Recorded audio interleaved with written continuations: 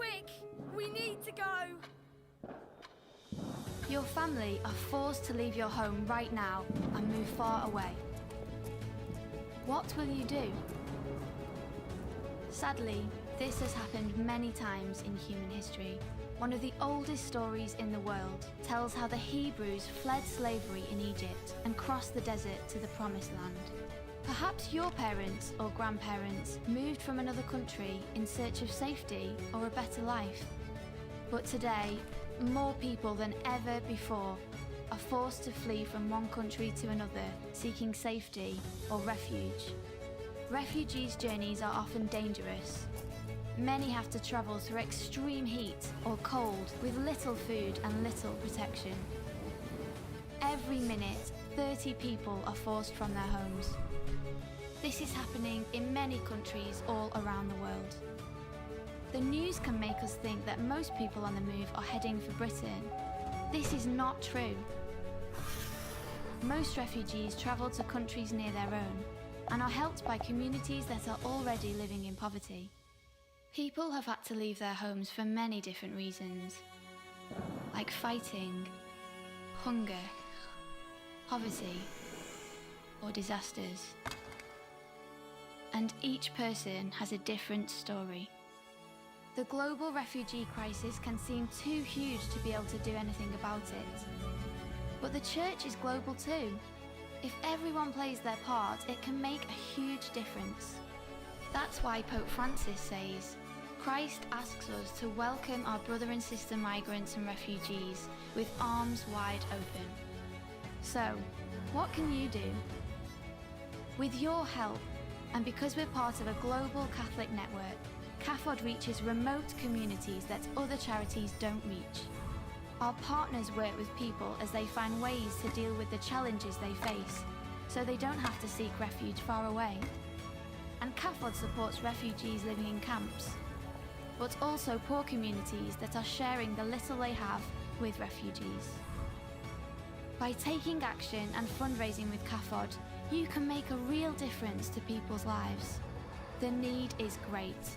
While you've been watching this video, 75 more people have been forced from their homes. Learn more.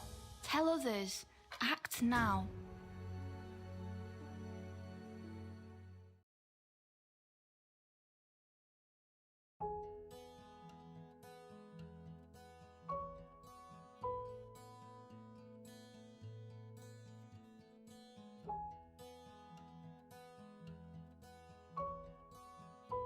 Hundreds of thousands of people, including many refugees from Syria, have fled from their homes and arrived in Europe this year, after risking their lives to cross the Mediterranean Sea.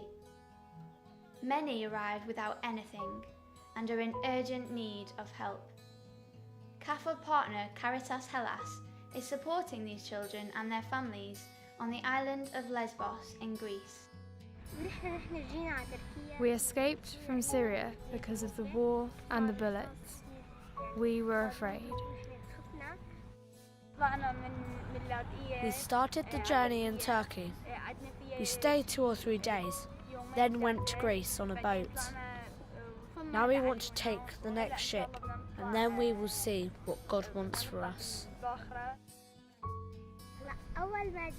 When we came on the boat, I was afraid. Halfway through the boat journey, it was going left and right, and then it went high and then back down. It was a rough journey, but at the same time it was an adventure. At any moment we could have sunk. There was water inside the boat, but thank God for saving us. I want to be a doctor. I want to study in Germany. I want to achieve my dreams. We left the country because I have dreams and plans. I want to be a football player. I hope Syria will be fine and my friends will be okay. I love my country, but I want to go to Germany because it's nice. CAFOD partners are providing food, clean water, shelter and emergency supplies like sleeping bags, raincoats and sleeping mats to refugees in Greece and Serbia. CAFOD is also working with partners to respond to the crisis in Syria, Lebanon, Jordan and Turkey. Please remember all refugees in your prayers and to pray for peace.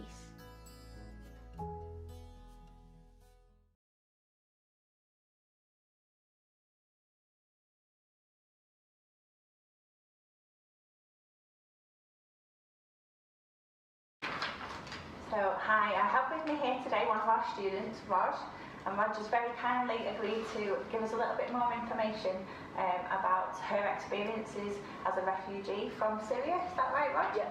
Yeah. And we've got some questions that some of her friends and the CAFOD Young Leaders Team have put together and that they've asked me to ask on their behalf, Raj. So, could you just tell us, please, Raj, whereabouts in Syria did you live? I lived in Aleppo, a city called Aleppo. I lived there until I was about 6, 7, and then from there moved to another city in Aleppo, no, in Syria. Lived there for 2 years, then, war happened and ISIS, all of that thing, and then we had to move to Turkey, lived there for 2 years, and then came here, and now it's been 4 years that I've been living in England. Oh, thanks, Raj.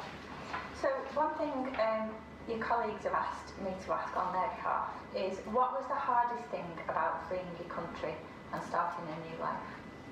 Well, at the beginning it didn't affect me at all, because I was young, I didn't know anything. I was like, oh, it's nothing. But then as I got older, it did started affecting me, and the hardest thing would be making new friends and losing friends, because you don't know if you're going to see them again, and you only spend with them for only a few months, not even years, and then you lose contact with them and you don't know anything about them anymore. It's caring for people and then leaving them, not knowing what's going to happen for them. That was probably the hardest thing to get through. And then obviously language. It was okay, but it was hard to adapt, because it's totally different environment here, totally different culture. It's not the same, so you had to adapt to new things. So that was my second hardest thing. Okay. Yeah. Thanks, Raj. Your friends have asked, how has your experience as a refugee changed you as a person? I would say I got more emotional, more sensitive, because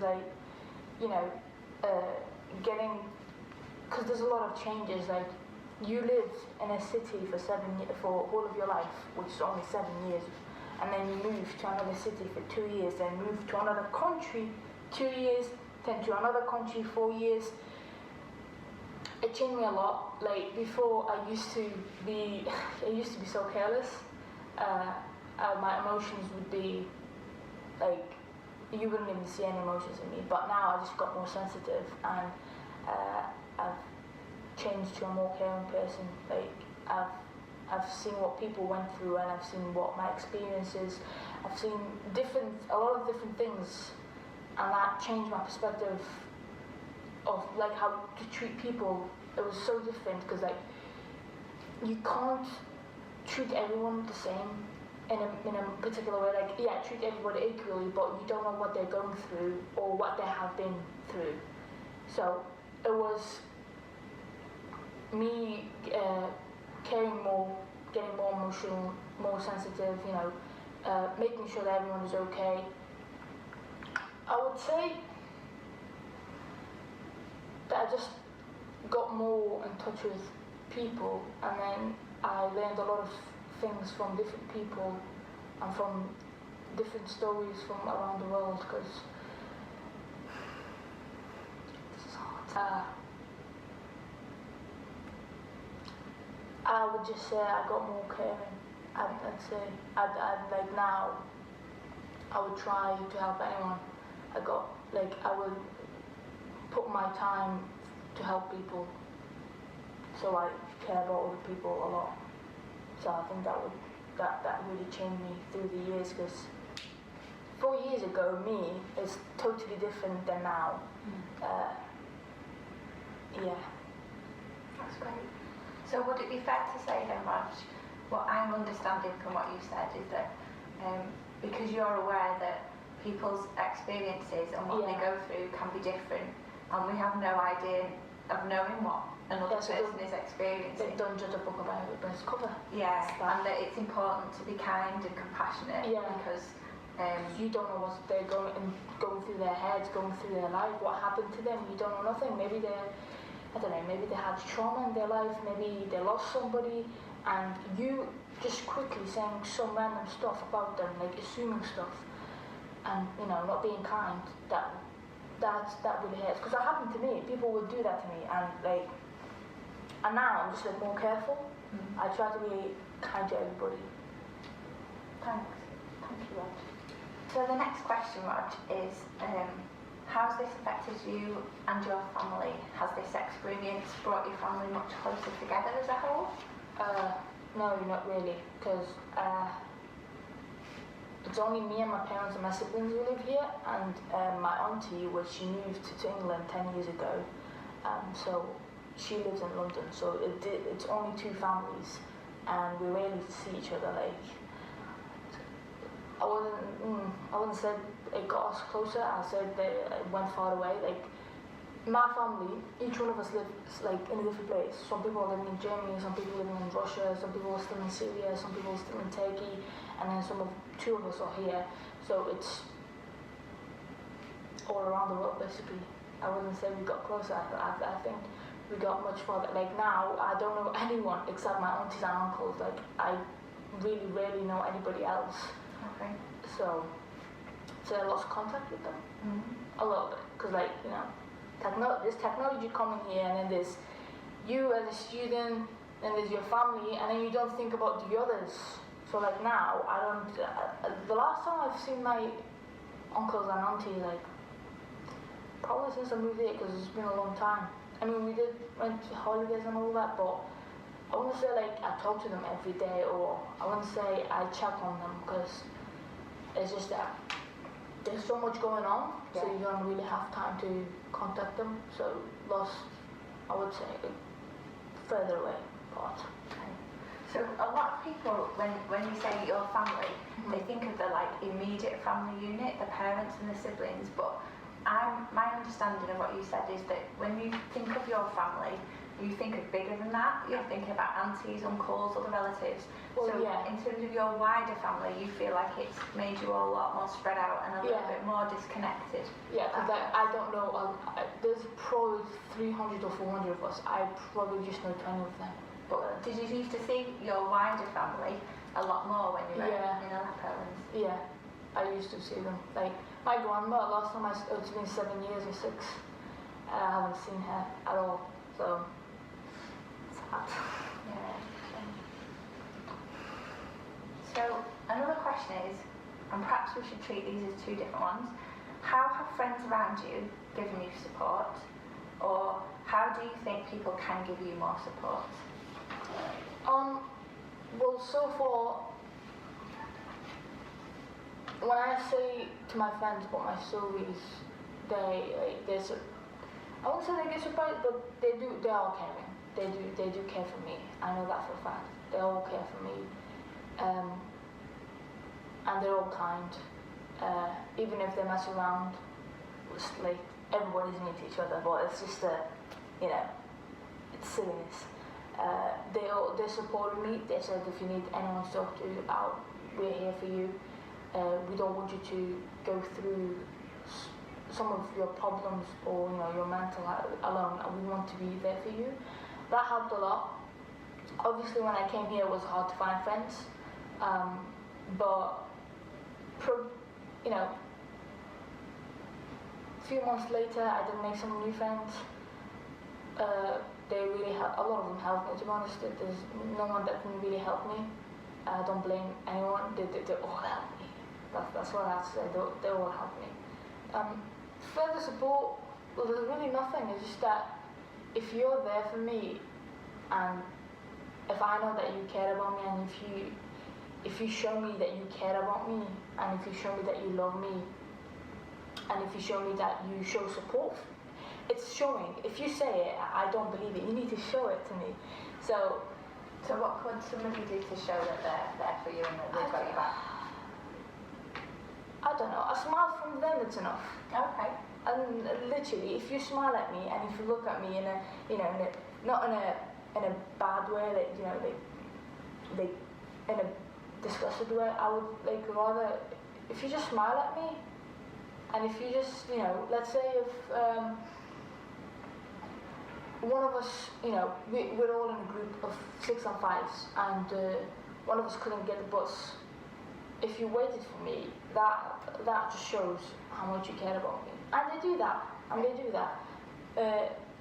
A smile on your face put a smile on my face.